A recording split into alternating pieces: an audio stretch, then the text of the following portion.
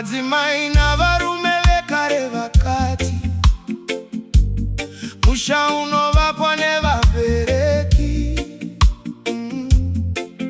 asi nguva painochinja mwanokura, moyo unoramba wakasunga nzira dzavo.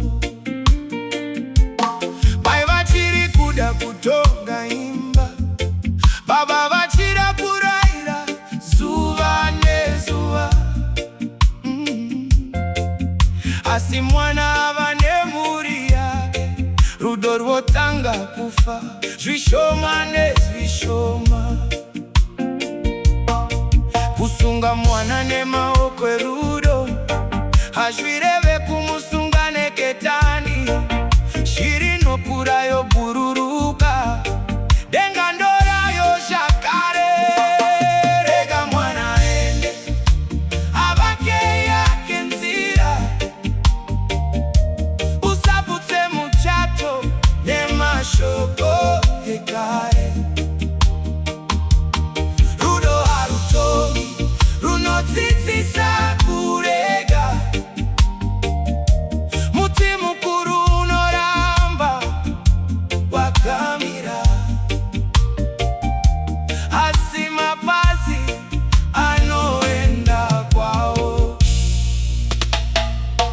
Vamwene vachiti hazviitwe kudaro, mukuwasha ikingonyara mukati, mwanasikana obatwa pakati, misozi chinyora mumoyo make.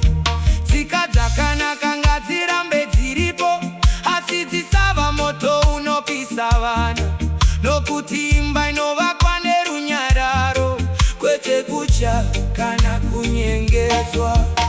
Takakurisa vana nerudo, kwete kuti vagare vari vedu. Rwizi harudzokeri kutsime, nguva inofamba ichienda mberi. Kana mwana ave baba kana mai, vape nzvimbo yekukanganisa, nokuti upenyu unodzidzisa kupfura mhere dzemumba. Rega mwana aende avake yake nzira,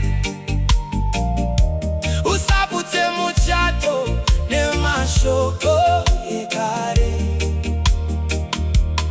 Rudo harutongi, runodzidzisa kurega. Muti mukuru unoramba wakamira, asi mapazi anoenda kwawo.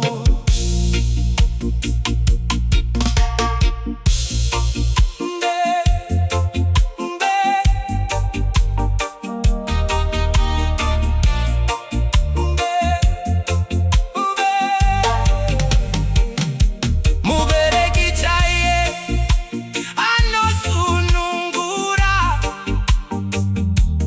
kwete kusunga vana nokutya.